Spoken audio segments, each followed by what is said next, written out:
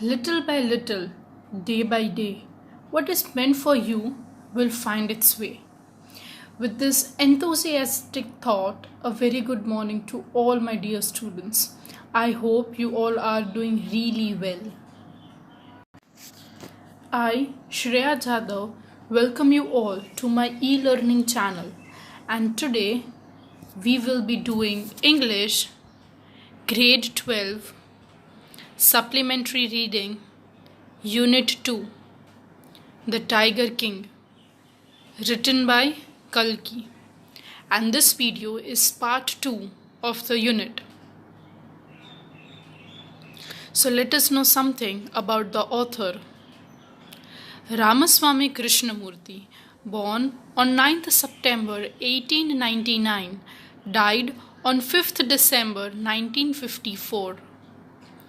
Ramaswamy Krishnamurthy, better known by his pen name Kalki, was an Indian writer, journalist, poet, critic, and Indian independence activist. He was named after Kalki, the 10th and the last avatar of Hindu god Vishnu. His writing include over 120 short stories, 10 novellas, 5 novels, 3 historical romances, editorial and political writings, and hundreds of films and music review. Kalki Krishnamurthy received the Sangeetha Kalashikhamani Award conferred on him by the Indian Fine Arts Society in 1953. So now let us go through the introduction for answers. Now dear students, whenever you write down your answers, you are supposed to write introduction first. Prose name, The Tiger King. Author's name, Kalki. Genre, short story. Summary. Here we can say how the king of Pratibandhampuram tries to change its destiny, but it's not possible to change it.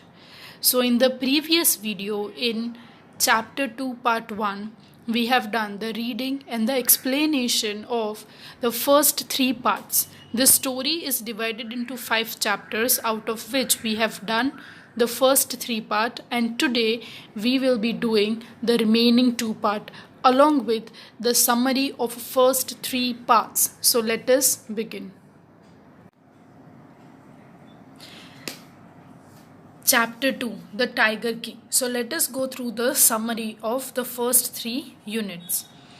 The Maharaja of Pratibandhampuram had many titles, including Jilani Jang Jang Bahadur, but he was well known as Tiger King. The writer humorously tells us that everybody who read about the Maharaja would be tempted to meet him, but that would not be possible as the Maharaja was no more. However, his myth continues to fascinate people. When he was born, the astrologers foretold that he would grow up to be a warrior of warriors and hero of heroes, but one day he would have to meet his death. At that very moment, the baby prince, who was only 10 days old, began to speak aloud clearly but in a squeaky voice and started questioning the astrologers. The boy prince told them it was commonly known fact that anyone who took birth in this world had to die one day, and death needed no predictions, but he wanted to know the manner of his death. The chief astrologer told him that because he was born in the hour of the bull and tigers were enemies, so his death would be due to a tiger. The child was not even scared. In fact, he warned the tigers to be on their guard and be aware of him. The little crown prince grew taller and stronger day by day.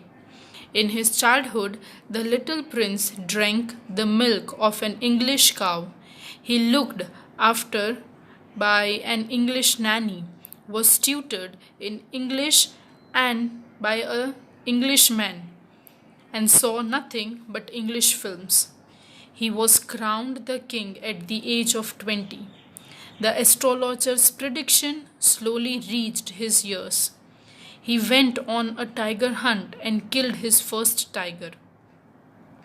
He happily sent for the state astrologer, who warned him that his death would be due to a tiger. He might kill 99 tigers, but the 100th tiger would prove to be fatal for him. If the king would succeed in killing the 100th tiger, the astrologer promised to cut off his tuft of hair, burn all his astrology books, and become an insurance agent. The Maharaja now banned tiger hunting in his kingdom and passed an order that if anyone dared to flinch so much as a stone at a tiger, all his wealth and property would be confiscated.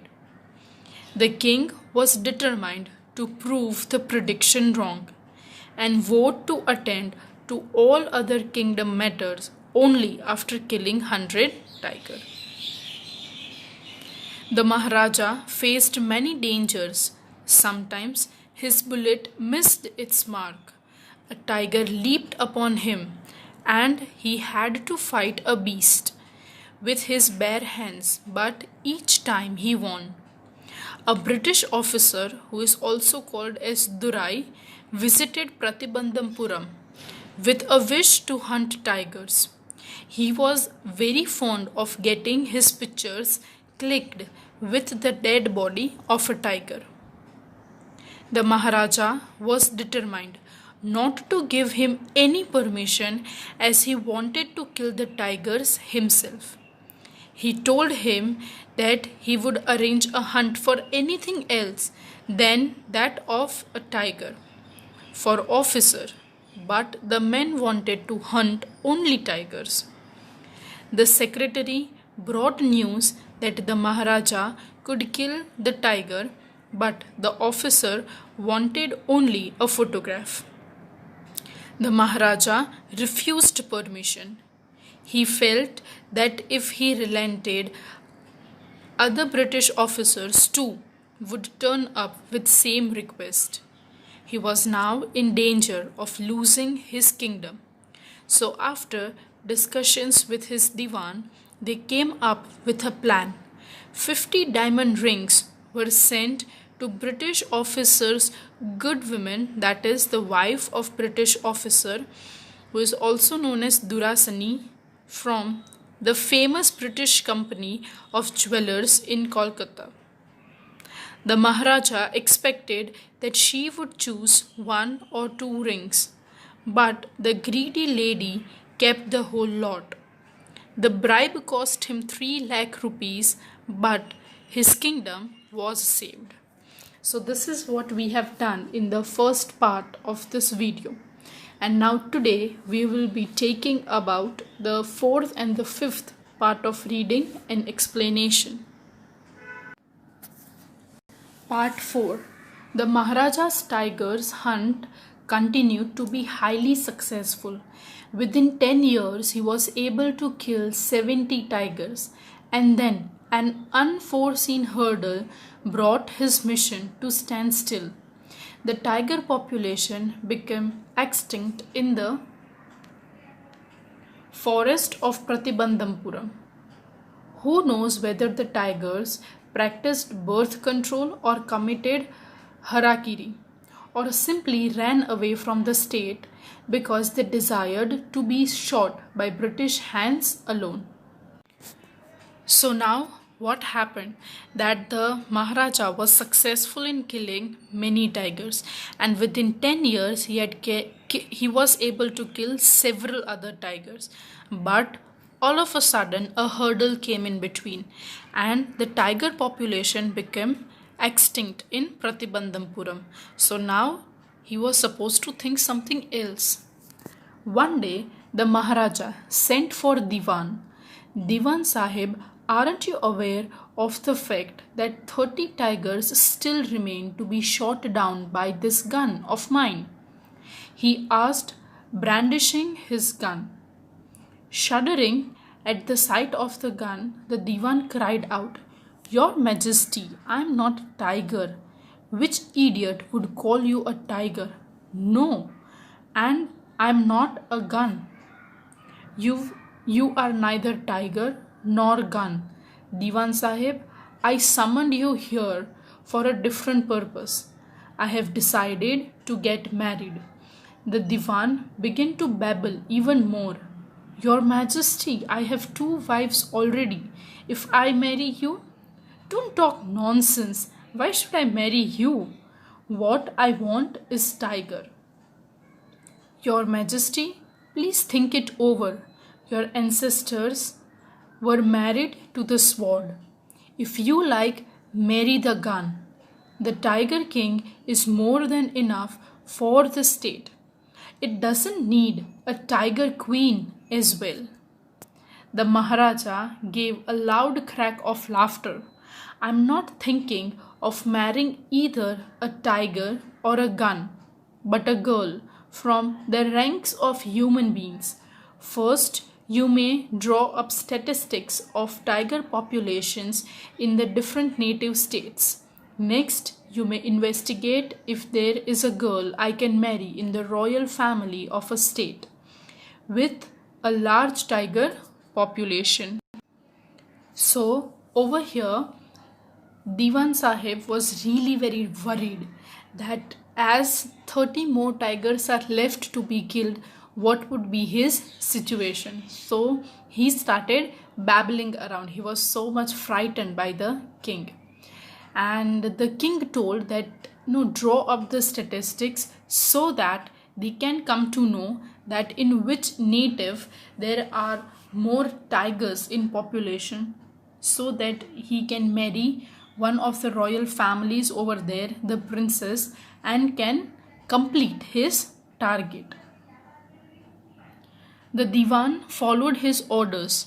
He found the right girl from a state which possessed a large number of tigers. Maharaja Chang Bahadur killed 5 or 6 tigers each time he visited his father-in-law. In this manner, 99 tiger skins adorned the wall of the reception hall in the Pratibandhapuram. So what happened? The Diwan followed the orders and found a match for the king. The Maharaja killed 5 or 6 tigers each time he visited his father-in-law. He managed to kill 99 tigers, and then, unfortunately, the tigers in his father-in-law's kingdom became extinct. Now, only 1 tiger remained to be killed. The 5th part. The Maharaja's anxiety reached a fever pitch when there remained just 1 tiger to achieve his tally of 100. He had this one thought during the day and the same dream at night. By this time, the tiger farms had run dry even in his father-in-law's kingdom. We have seen that unfortunately he was able to kill 99 tigers, but now in his father-in-law's kingdom also this became extinct, and only 1 tiger was remained for killing.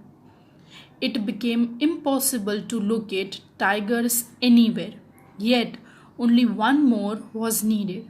If he could kill just that 1 single beast, the Maharaja would have no fears left. He would give up tiger hunting altogether. But he had to be extremely careful with the last tiger. What had the late chief astrologer said? Even after killing 99 tigers, the Maharaja should be aware of the 100th. True enough, the tiger was a savage beast after all. One had to be wary of it. But where was that 100th tiger to be found? It seemed easier to find tiger's milk than a live tiger. Thus Maharaja was sunk in a gloom, but soon came the happy news which dispelled that gloom. In his own state, sheep began to disappear frequently from a hillside village.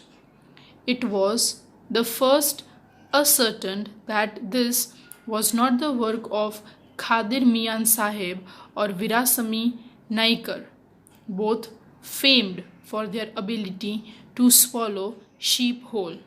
Surely, a tiger was at work. The villagers ran to inform the Maharaja.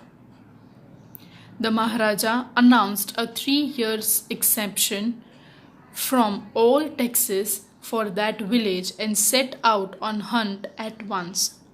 The tiger was not easily found. It seemed as if it had wantonly hid itself in order to flout the Maharaja's will. The Maharaja was equally determined. He refused to leave the forest until the tiger was found. As the days passed, the Maharaja's fury and obstinacy mounted alarmingly. Many officers lost their jobs. One day, when his rage was at height, the Maharaja called the Diwan and ordered him to double the land tax forthwith. The Maharaja was upset as he was unable to find the last tiger. Suddenly, there came news that a tiger had been seen in a hillside village of his state. The Maharaja was so happy at the news that he announced a 3 year exception from all taxes for that village and set out on the hunt at once. The tiger, it seemed, kept himself hidden, so the Maharaja's anger started increasing. He ordered that all the land taxes should be doubled.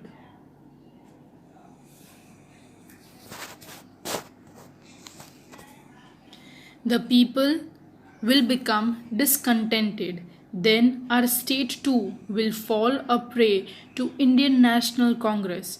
In that case, you may resign from your post, said the king.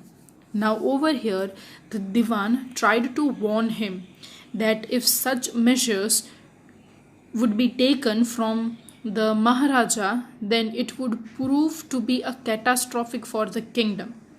And our kingdom may be in the hands of Indian National Congress.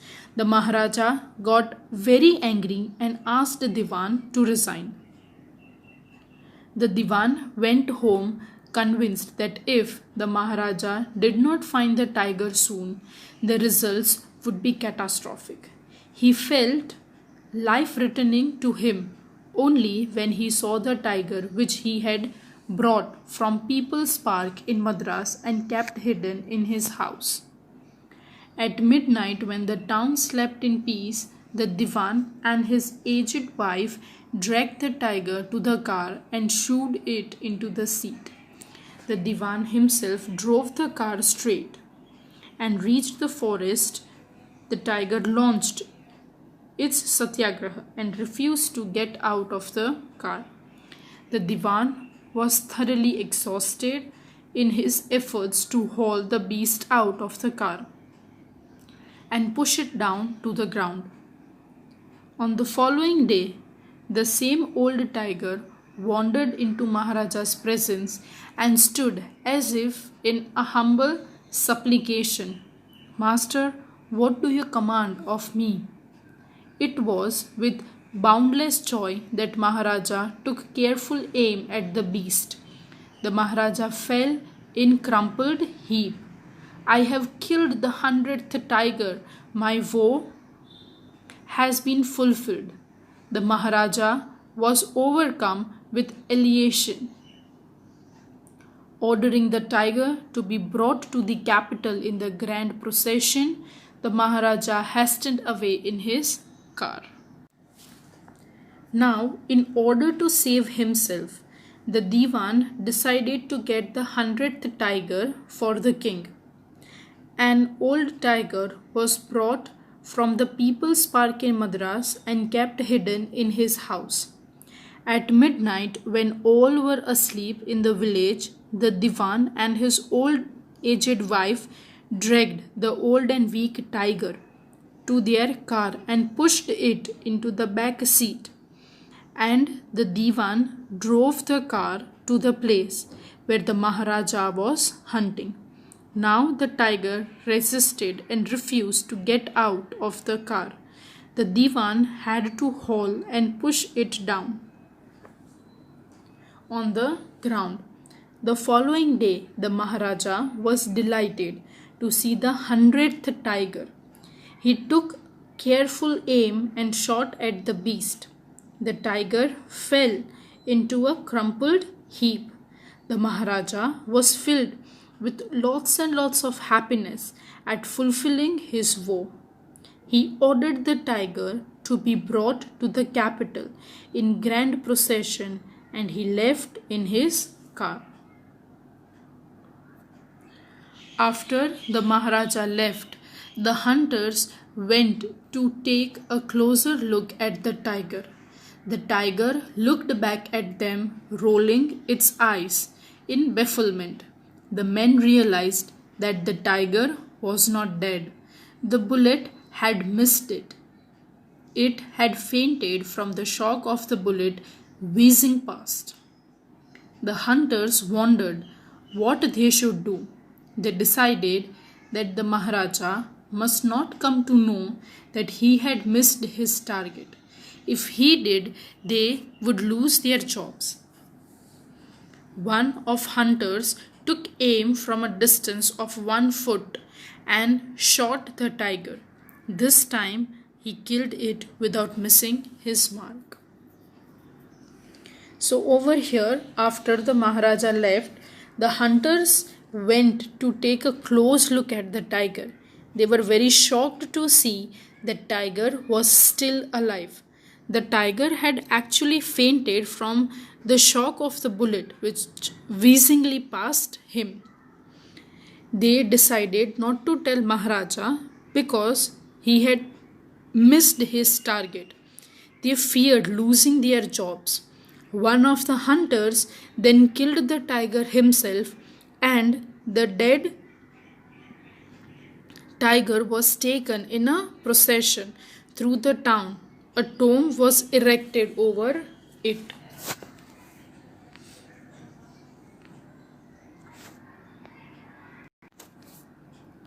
Then, as commanded by the king, the dead tiger was taken in procession through the town and buried. A tomb was erected over it. A few days later, the Maharaja's son's 3rd birthday was celebrated. Until then, the Maharaja had never given his entire mind over to the tiger hunting. He had no time to spare for the crown prince. But now the king turned his attention to the child. He wished to give him some special gift on his birthday. He went to the shopping center in Pratibandhampuram and searched every shop but couldn't find anything suitable. Finally, he spotted a wooden tiger in a toy shop and decided it was a perfect gift. The wooden tiger cost only 2 annas and a quarter. But the shopkeeper knew that if he quoted such a low price to Maharaja, he would be punished under the rules of emergency. So he said, "Your Majesty, this is an extremely rare example of craftsmanship. A bargain at 300 rupees. Very good.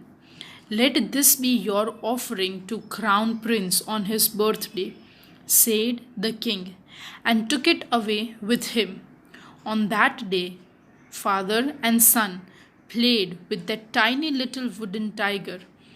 It had been carved by an unskilled carpenter.